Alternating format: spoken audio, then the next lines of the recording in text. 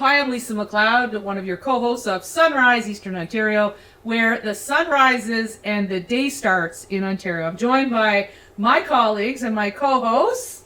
MPP Nolan, Quinn, Stormont, Dundas, South Glengarry.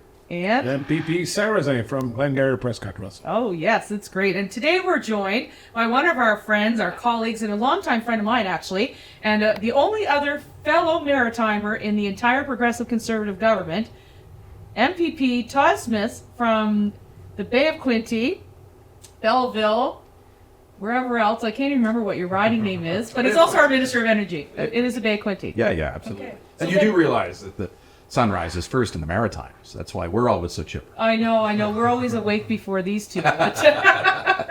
But we brought our sunshine with us, haven't we? Oh, absolutely. Yes, Absolutely. we have. Yeah. So this guy here is your parliamentary assistant. Yeah, Stéphane's been a great asset at the Ministry of Energy. He fills in for me all the time. When I'm Today at in question Gallivanting, yeah, I heard he did a great job again. He doesn't like the carbon tax. How do you feel about it? I am with Stéphane. Whatever Stéphane says, listen, we all know what the carbon tax is doing in Ontario. It's driving up the cost, not just at the pumps, it's driving up the cost for home heating, it's driving up the cost of groceries, it's driving interest rates. It's just having such a negative impact. And it's not working, right? It's not reducing emissions. That's the most frustrating part is, the federal government's own environmental commissioner is that they're missing out on their targets, and it's costing people more than they're getting back in the rebates. So, And what happens on April 1st? well, on April 1st, it's not just April Fool's Day. It's not just Easter Monday, but it's Canada Fool's Day. Groundhog Day for Justin Trudeau and the Liberals because he's driving up the carbon tax even more by another 23%. So if you think things are unaffordable now in Canada, boy, wait until after April 1st when it goes up another 23%. That's going to be $400 on your natural gas bill. It's going to be almost $400 on your propane bill. Yeah, propane. And so it's going to drive up the price at the pump significantly as well. Yeah. Imagine for farmers, grain dryers, and we Hear it all the time. yeah, absolutely. Oh, absolutely, Eddie. We talk about the price at the farm gate, but talk about the price that it costs for farmers to produce. They're paying diesel for their tractors. They're paying propane or natural gas to dry their crops. Their transport trucks are taking the goods to the food terminal or distribution center. It's going to the grocery store. They're all paying carbon tax. So really you wonder why people can't afford to live right now. We brought in all kinds of affordability mechanisms to make life more affordable for Ontario, but at the same time, this federal carbon tax from Trudeau and Guilbeault and company is just making life And our really former leader, Tim Hudak, when this first was proposed by the federal Liberals and Justin Trudeau, he told Ontarians, he told Canadians this was going to be a tax on everything. And when you're talking about from the farm to eventually our table, we're seeing that escalate for many different items that we're getting at the grocery store. So you wonder why the cost of groceries is so high. I mean, I made a joke today to our friend Rick Breezy, but that who was also from Eastern Ontario, that to put some butter in my Nova Scotia seafood chowder that I made for everybody, I had to remortgage my house because I mean, it is crazy the price of food these days. Now, what about you? You own a small business and you're doing this. I mean, how is the carbon tax impacting you? Significantly, everything coming in the door has increased, and it continues to increase. We have fuel tax that they've added on since the carbon tax has come around, and it's continually escalating up. So we've seen some of the things go in the back door 50% higher over the last 2 years. And, a good chunk of that would be the carbon tax because it's not like we're getting things locally at a franchise. You're going to be shipping it across North America, and those costs have to be borne by somebody. So unfortunately, the prices in my store have skyrocketed. The profit margin has actually gone down. So it's made it even more challenging because in the franchise business, you're playing in nickels and dimes in your profit margin. So when you're really good, you get about a dime of profit for every dollar. But with this, it's just making more pressure on every single aspect, including the employees. Yeah. And what about you, Stéphane? I mean, you were a former municipal mayor.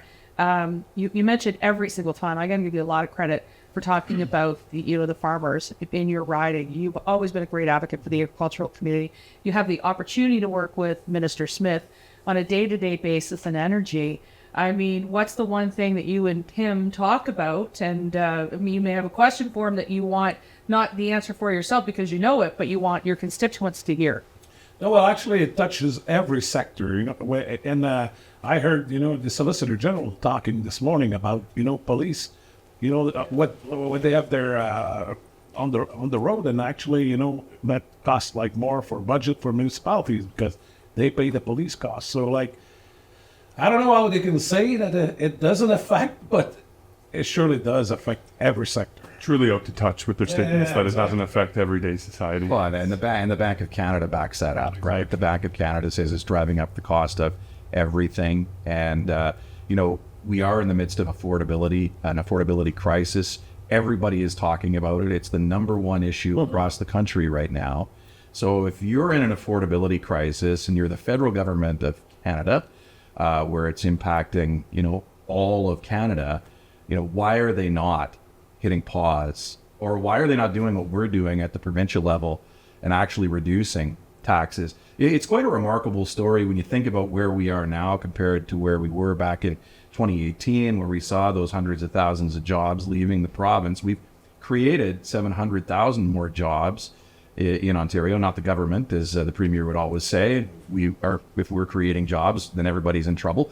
But we're creating the environment for companies to create jobs. We've seen those jobs being created, even with that anchor around our neck from the federal government, carbon tax, because we've lowered taxes, we've lowered gas taxes, we've lowered taxes, we've lowered fees, all of those things that, red tape, $8 billion a year, every year for business. So we've seen all those big investments. We've done a really good job on getting electricity costs. And you'll remember when we were in opposition, the cost of electricity tripled and bills were completely unpredictable. So we brought some certainty back to doing business in Ontario again, even with that big albatross called the carbon tax around our neck. And so the carbon tax is something that's been negative and we can't really control it. But what you are doing, and this is what I love about the work that you're doing, Todd, is, you're going around the world talking about our successes in nuclear and SMR. You're meeting with heads of government, energy ministers, you're meeting with executives to talk about the success stories right here. Maybe for our constituents in Eastern Ontario and specifically in Ottawa and sort of the rural parts around the city, which is where we're really focused. Perhaps you can tell us a little bit about some of the success stories that you've been touting and where you've been. I think it's important that people know that our Ontario government is not just focused on the province or the country. We're focused on the world. Yeah, people probably don't know enough about this, but the world is watching what's happening in Ontario. We really are leading the world when it comes to nuclear, especially small modular reactor development. Somebody had the foresight years ago at OPG to certify a new nuclear site at Darlington. So the environmental assessment's all done, the regulators' approval to build new nuclear, and OPG, thanks to our government's leadership and a strategic plan for small modular reactor deployment, is in the pole position worldwide when it comes to having the first grid-scale small modular reactor on our grid, producing 300 megawatts of electricity every day. It's going to happen in late 28, early 29, but what it's really done is given us the opportunity, because it's modular, it's a small modular reactor, the opportunity to export this technology around the world. And so, our partners on this project are from the United States. First one's going to be built in Ontario. Yeah. But our partners are from the United States. They're from Poland. And it's really gained a lot of interest, particularly after the war in Ukraine. When Russia attacked Ukraine, all of Eastern Europe, really all of Europe, was thrown into an energy crisis. And so we had the opportunity a couple of years ago to go over and meet with European Union energy ministers and other leaders to talk about how nuclear from Ontario, Canada, could be the answer to their energy security needs, their energy autonomy, given that Russian pipeline was cut off, their natural gas pipeline. So I've been to Poland, Estonia, the Czech Republic. I've been to the UK and France and Dubai and other places around the world. I've met with Romanians and other countries, Bulgaria. They're all moving in the direction of adding nuclear, and they're looking to Canada and they're looking to Ontario because we are in that front seat position when it comes to deploying this small modular reactor. That is fantastic. It's really nice because I've been in the energy sector for a long time, and under the previous Liberal government, Ontario was the example of what not to do. Yeah. Energy. And now we're being looked at, pretty serious players. It's nice to be part of that. It's true, and you have participated in the Council of State Governments conferences across North America, where you go and you meet with governors and senators from U.S. states and other provinces. And, back then we were saying, okay, Green Energy Act, don't do it. You'll be in a big, big mess if you do it. Paying those over-market price feed-in tariffs for intermittent, unreliable energy. That's the beauty of nuclear, right? Yeah. It's there. It's firm. It's 365 days a year. Capacity factor 96%. It's almost always there when you need it. Whereas, if you're looking at solar and the clouds roll in, could be days. And January was one of those months. Yeah. Where I was energy critic back then. Yeah. Interesting. Some people don't know that, but you can go on the internet and check the Grid Watch on Ontario. Mm-hmm. They would tell you. That's what Stéphane does on a Saturday morning. Coffee, a little bit of bacon, watch the energy. I've been known to do it from time to time. Yeah. Well, I know you're busy, but I think it's really exciting. One of the best parts about this program is also for us to be able to learn. I get to learn from two new members who were just elected this past election, and then I've been here. I basically came with the furniture. I've been here so long, but it's wonderful because we do engage. But one of the things we like to do is share the legacy of the region and the people that have served us before. And I know you have a rich history in the Belleville-Quinte area, and even in Trenton. I mean, I know that you don't represent there. I do now. Oh, you do now? I do okay. Now. But the whole area there, sort of east of Durham, to sort of Kingston, in that area is sort of a rich history of great MPPs and people who've served before. Do you want to tell any stories about someone you can think of? Oh my goodness. That has either run or has served there that they may want to know about, or our readers or our viewers may want to hear about? Yeah, sure. So I'm not the first energy minister to come from the Prince Edward County region. Jim Taylor recently passed away a couple of years ago, but Jim Taylor was energy minister back in the Bill Davis years, came from Prince Edward County. He was actually the first mayor of the amalgamated municipality of Prince Edward County, back in the Harris days when all of those new municipalities were formed. So he spent a lot of time here in a number of different roles and was a real mentor to me, just a real sounding board. Everybody's talking about what a friendly guy Brian Mulrooney was, and how he was always there with good advice. And he was, for many of us, I know even calling you during your election campaign, Stéphane, giving you advice. But Jim Taylor was one of my local guys that was there, talking to me about the energy file, because he had, some background and was part of the early decisions to even have a Darlington nuclear site and a Pickering nuclear site. And so now we're so dependent on those facilities. Where would Ontario be without Darlington? Where would we be without Pickering? I mean, 50% of our electricity is coming from those two installations. So it's he had a profound effect, not just on energy, but also we all have these community care for seniors operations in our ridings that do great work. It was him when he was a Minister of Children, Community and Social Services, and I also carried that flag for a while. Carried that flag for a while, but this was his invention. How can we get this group that has people volunteer to go out and deliver meals to seniors? This was one of his legacies, and so just a really solid guy and very well respected. Wow, no, that's wonderful. And then one thing I do want to talk to you about before you have to go back to cabinet, because I know you're in a meeting. These two guys are just solid people. Like, they're great. These two guys here? Yep. You wouldn't know it. But I spend enough time with them, I can say it, especially on TV. But they're both fathers. And, you got elected. The girls were young. They're adults now, but they're not big. They're not like 30-year-old adults. They're in their early 20s. Yep. And, my daughter Victoria is 19, so they're around the same age. And when you got elected, Steve Clark asked the girls, how they thought about it, and they wouldn't say anything. And he asked them why, and then they said because we're not supposed to say anything bad. We don't have anything good to say. Don't say, Don't say anything good at all. maritime advice. Yeah. But you know, any advice to the guys is they raise their families while they're here, and you've done that. And I know I've given lots of advice over the years, but it'd be interesting from a father's perspective. Yeah. Wow. You know, just to be as involved as you possibly can, right? It's a challenging role, especially when you're living 3 or 4 or 5 hours away from where you work half of the year.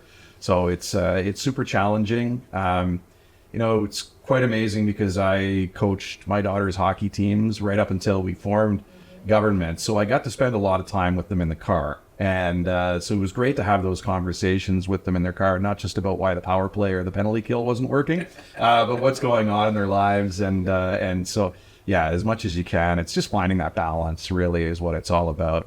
You know, when you get into cabinet, boy, it's even more difficult, but you've got to spend time with your wife. You got to spend time with your family. You have a great relationship with Tanya. I mean, I'm always looking at that. It's just beautiful, actually, if you look at it. The photos of the two of you. I can't believe she puts up with me. I can't.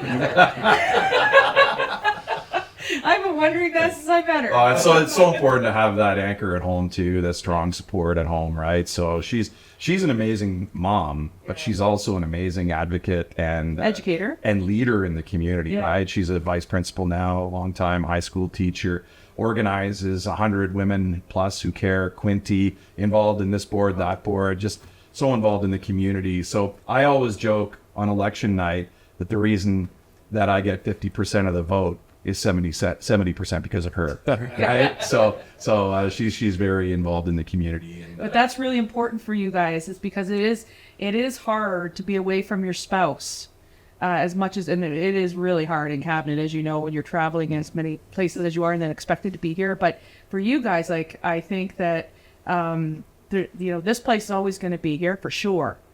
But your spouse, you gotta make sure you're looking after. Yeah, absolutely. And I remember in my first cabinet meeting, first caucus meeting back in 2011, Liz Whitmer was the chair of our caucus, and she warned us that day. She said, make sure you're looking after your spouse at home because, you know, during those years, there were a lot of marriages that broken up back in the Harris and Eves days when she was in cabinet. And so it's really hard because you're pulled in a million different directions. She gave me advice on keeping my daughter at home to go to school rather than pulling her out of the community that she knew and bring her here. She gave lots of great advice. That's why it's so important. Do you guys have any questions for Smitty before he heads off? I have a very hard-hitting question. As he knows, I'm probably an adopted resident of the county. Yeah. We go there every summer. We spend 2 weeks there right outside Isaiah Tubbs. What is your favorite beach? Is it Lakeshore, Outlet, or Dunes Beach? Actually, none of the above. North Shore? No, none of the above. We just named a new conservation reserve through the province down at Point Peter or Point Petrie. And you can actually drive, I have a Jeep. You can act with big tires. You can actually drive the Jeep down this road onto the beach, and it's absolutely stunning. Is that a stone beach? Is that one of those? It's a flat limestone Yeah, all those beach. are Yeah, so you're going to walk out for a long ways on the flat rock, and it's, you know, it looks like the water is Jamaican water, you know, that green, blue water. It's absolutely stunning. So that's my favorite spot. So as much as I own a DQ, Slickers in Bloomfield is the best ice cream. Well, what about the Stormont operations? We haven't gone there yet. Slickers is that's where I love my ice cream. He took me to, what was the place you took me to? Burger Revolution or something? Oh, Burger Revolution, yeah. Great Belleville invention. Right downtown. It's a great spot. Yeah. I took Vic Fideli there. Yeah. Fideli Burger will be bigger actually, than him. he booked the burger or ordered the burger. He pretty much had to book it because it takes a long time to put it together. But it's 2 glazed donuts as the bun. Oh, yuck. Yeah.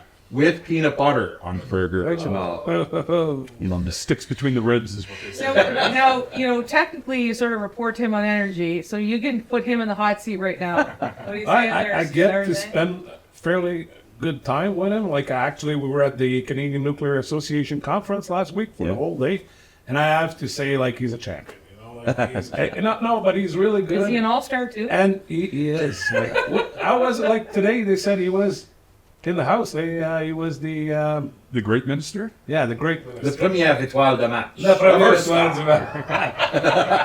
Because honestly, I was amazed, all the questions he had from different organizations. And, like, he's really involved. Like, he knows what he's talking about. Well, you're awesome. You've been a longtime friend of mine. One of my closest, of course. People don't know about the Clarkey-Smitty or Smitty-Clarkey Foundation that I Yes. founded Yes. about 3 or 4 years ago.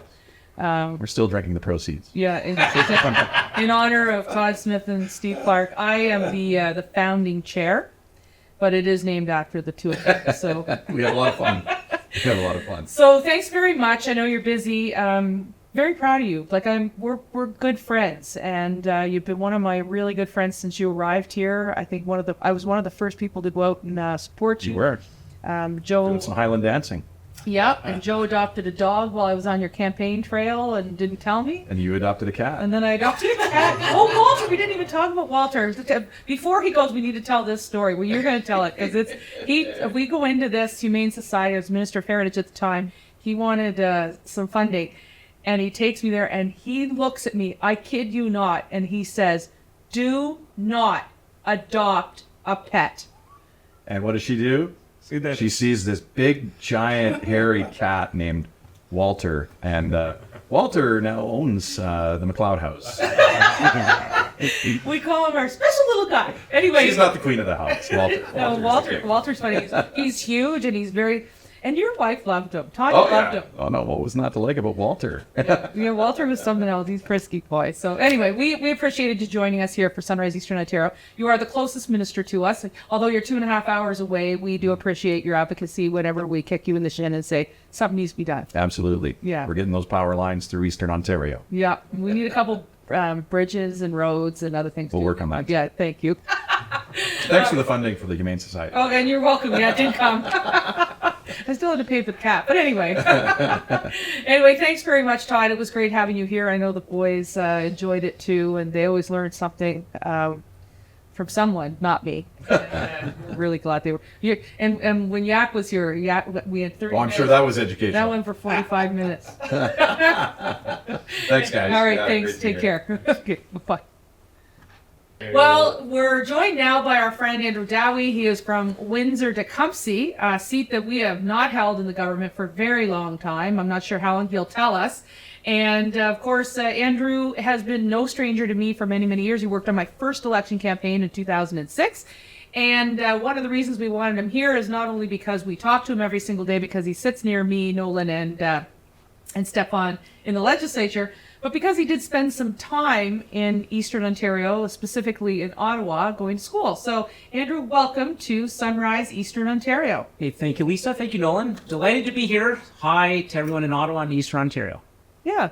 So you must have a question for this guy. Well, knowing you're an engineer, my brother's an engineer as well, this must be a big change from your career as an engineer. So what do you like most about the job, Andrew? Because we're both class of 2022. Well, absolutely, Nolan. Thanks for that. You know what? For everyone watching, one thing I'd like to say about this position, being a member of provincial parliament, is how much you get to help people. One phone call can go a long way. If I know you have an issue that he's resolving, I know we have a bureaucracy in the government that is there to support as much as possible. And I can tell you in my community, where we haven't had government representation for 93 years for my riding, it's incredible how many long-standing issues had landed on my desk that have been 7, 8, 9 years old that we've been able to get resolved simply by the building of relationships where picking up the phone and calling and being diligent with the work actually mattered and got the issue dealt with. Well, one of the things I like about you, and there's many, because I've known you for a very long time, and you've got a big, huge heart. In Windsor, and I had the opportunity, as you know, to spend, when I was Minister of Heritage, Sport, Tourism, Culture, Industry, spending a lot of time there with Drew Dilkins as the mayor. Of course, you were on council in the next municipality over, and you had almost the entire council to support your candidacy, despite they were from different political leanings. And you've built this coalition, not of conservatives, but of Windsorites, Tecumsehites, who want progress. And they believe in you because you're authentic, you're genuine, and you're earnest, you work hard. And I think it's paid dividends for us in our government because you're right. Some of the issues that were falling through the cracks for Windsor And sometimes it's not the pet projects of other politicians. Sometimes it's the actual, we need this stuff done, like that new hospital. Absolutely. You were able to deliver. And so can you tell us a little bit about, and especially our viewers who might be interested in politics and how to get things done, how you're getting things done at that level? Ultimately, something that's been foreign to our area has been that voice in government. And I'm not saying that you need to be in government to have a good relationship. I know, Lisa, you've had tremendous relationships over the years with those across the aisle, but you've built that relationship. You look for the good in someone, and you've really made a strong effort to build up the person-to-person relationship that exists. And I don't know if our local representatives have done so in the past. Really, you need to establish that trust, that mutual respect, in order to get things done. And that's what I've tried to do in my municipal career prior to being an MPP, working with everyone to try and support the goals that they have, and in effect, in return, they're there with an open mind about the goals that I had to bring forward. But positivity is also quite important. It's not something that we hear a lot about, but I remember going to the door and hearing that there was a lot of concern. We were canvassing during the pandemic, a lot of feedback on the government's decisions, but at the end of the day, I think what people did appreciate was that, okay, there are things in life we can't change, but there are things that we can change, and getting back to the positivity of it, how by serving in office we can make a meaningful difference on someone and a positive impact for them. Yeah. And that's something that I've gained throughout my political career so far, and certainly happy to espouse it here. Yeah. I've noticed how hard a worker you are, Andrew, and you've created a lot of relationships. And I think that's key to this job. As you mentioned, those relationships will help build for your community in that regard. So I have a lot to learn from you as well, because you came from being the councillor before. I'm new to politics. This is all fresh to me. And coming from small business into the political world, it was daunting and intimidating. And having Lisa and yourself and others to lean on has been extremely important. So you're extremely hardworking. So anyone from Andrew's riding that's listening, you're one of the hardest working MPPs that I would tend to agree. Like, I think that you come every day. If you're on house duty or not, you're there. You sub in for everybody's committees. You're so curious about the whole process. And there's 3 or 4 of you from this new group that are really, I would call it like the sort of John O'Toole. I don't know if you guys know who John O'Toole is, but Aaron O'Toole's father served in the legislature a very, very long time. He read legislation front to back. And you know how, whether you're government or opposition, it's happened to me both, where they give you the little talking points and just stick to that. It's like, so I try not to do that myself. I try to add more value. But one of the things is about you and a few others, there's a couple of you, is you remind me of John in the sense that you take your duties very seriously as a legislator who reads the legislation. Well, thank you, Lisa, for that. Indeed, the devil's always in the details. And you think, what are the repercussions of getting into that legislation, passing it? You do have to consider the fallout. Nothing in life has 100% success rate. There will be some advantages to passing a bill and some disadvantages. Some may be in a worse position because of what you do. So it's acknowledging that, recognizing it, and how do you mitigate the risks. But back to Nolan, to what you were saying, really, I have a lot to learn from you, because my whole life has been government. I've worked for the government. I served on municipal council, and now I'm here. But the bread and butter of Ontario, and particularly Eastern Ontario, is really small business owners like yourself who work hard, who've met a payroll, and who really have to fight for the entire market that's out there. So kudos for taking this on. It's such a privilege to serve with you, and certainly a privilege to serve with you, Lisa. You've been such a mentor to me. I learned what a Burma shave was thanks to Lisa in that campaign. And really, collegiality and professionalism is what I've learned most from Lisa over the years. So that's certainly some values that I want to espouse. And you've got great representation in Eastern Ontario with Lisa, Nolan, and Stéphane as well, who happens to be my seatmate at Keeps you laughing, doesn't he? He absolutely does. Hilarious. Does. I mean, he had to run off because he's chairing a meeting for the Francophonie. But my goodness, he is the funniest. You must just laugh. I mean, you guys are right behind me, and I laugh. Oh, absolutely. One of the reasons I went to the University of Ottawa was so that I can improve my French. So with Stéphane, he helps me keep in check, and we can we can actually share some of those jokes of sorts that only Franco-Ontarians get. But I know a lot of people from my region too end up going to Eastern Ontario. I think of Annette Gerner, formerly from CTV. Yeah, of course. We went to high school together at Lesueur, and many people from my high school days are permanently settled in the Ottawa area. So it's a great spot to go to when you're from the Southwest and you are fascinated with the workings of government. And it allows us all to benefit. So I benefited from the experience of being at the University of Ottawa, living in Ottawa for 6 years, and I was able to bring that back to my riding to help instill the values that Ottawans have and Eastern Ontarians have back home. Well, we're really proud of that. We got a question for you, Andrew. So for all the listeners out there, Windsor Tecumseh, what do they need to see if they go to your riding? Ooh, so you know what? My ridings are pretty straight. He's an aspiring tourism minister. Absolutely. So I have the train station, I have the airport, I have all the places where you would arrive into my community. But I wouldn't say that I have tourist attractions, so to speak. The Canadian Club Grand Centre is one. It's closed right now. We're working hard to get it reopened. The casino is just a few blocks away from my riding. But we have such great waterfront and riverfront parks. Ream Park with the Peace Fountain. I know Lisa's been there. That's one of the phenomenal sites that is in my riding.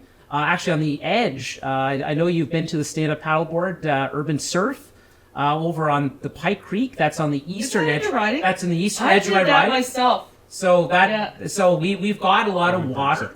We've got a lot of opportunity to enjoy the water. I'm a kayaker and canoeer, but there's sailboats. But we have the casino. We have a good nightlife. So there's a lot to see and do. We have cultural festivals as well. Carousel of the Nations, 2 weekends every June. We got the Windsor International Film Festival, which is in the fall. WIF. And that, by the way, is the largest volunteer-led film festival in Canada. Correct. As I remember. And whereas the actual venues for WIF are not in my riding, certainly a lot of the people who are volunteers and those that are coming to the area will come to the riding, because really Windsor is one. It's a small, big city. Everyone knows each other, and we will travel far and wide to be with one another. Andrew, you mentioned the casino, so it's not in your riding, just outside? It is just outside by about 2 blocks. And you just went to a concert there, so I'm assuming there's lots of concerts that go through the casino? There are plenty. It is on the Detroit tour. So my concert I went to see, I know they're from Nova Scotia, the Trews. Oh, they have a wonderful song for Remembrance Day. Yes. The Highway of Heroes. Highway of Heroes. So they were there in front of the sellout crowd with Loudmouth Mason. So that was the concert that I got to see. I've seen Sarah McLachlan there. But they do have just like a whole Nova Scotia thing. Absolutely. Sarah McLachlan, the Trews. But everybody who's heading the Detroit circuit, Caesars Windsor is on that circuit. So obviously they're competing with other venues, but we will get the latest and greatest. We will get the Penn and Teller or Martin Short and Steve Martin. It's not just music; it's comedy. There's Price is Right live. I think Kiss was there at one point, and Ellie Goulding, you name it. They've probably been to Caesars. Ladies and gentlemen, go to Windsor, go to a concert, but don't bet at the casino because, well, the province makes money. The province does make money, so please do consider a contribution to the government of Ontario. Play responsibly through gaming at Caesars. Yeah, I don't want OLG coming at me now or the finance ministry. Well, this was great. It's wonderful to have you on, Andrew, and you're just a really good person. I'm glad you made some time for us today, and I know Nolan and Stéphane is right there. I really appreciate your friendship, and I'm really proud of you. You're always volunteering to be part of the team, and that makes it go round. And I hope it doesn't take another 93 years to keep you there. I hope you're there for 93 years. Well, thank you. It's such a privilege to serve with both of you. Now, can I give you the last word? Well, I'll just say, you are a hard worker, but you're very visible because he doesn't have an office in the building. So you always see Andrew working on his laptop, whether it's in the East Lobby, in the lounge, in that regard. So it's hard to hide when you don't have an office in the building. Because I was like that as well. And Lisa, I took him in. yeah, she took me under the wing, and I just offered Andrew, if he ever needs a quiet place, you can definitely come to mine and Stéphane's. Well, this whole concept, as you know, came because Nolan and Stéphane were sort of squatting in my office for about a year. She took us under her wing. I did. Yeah. And every Wednesday I feed the two of you plus Absolutely. Stay with seafood chowder. It was delicious. You do? Absolutely delicious. Yeah. So we'll keep going. So anyway, ladies and gentlemen, thank you very much for joining this episode of Sunrise, Eastern Ontario, where the sun first rises and the day starts in Ontario.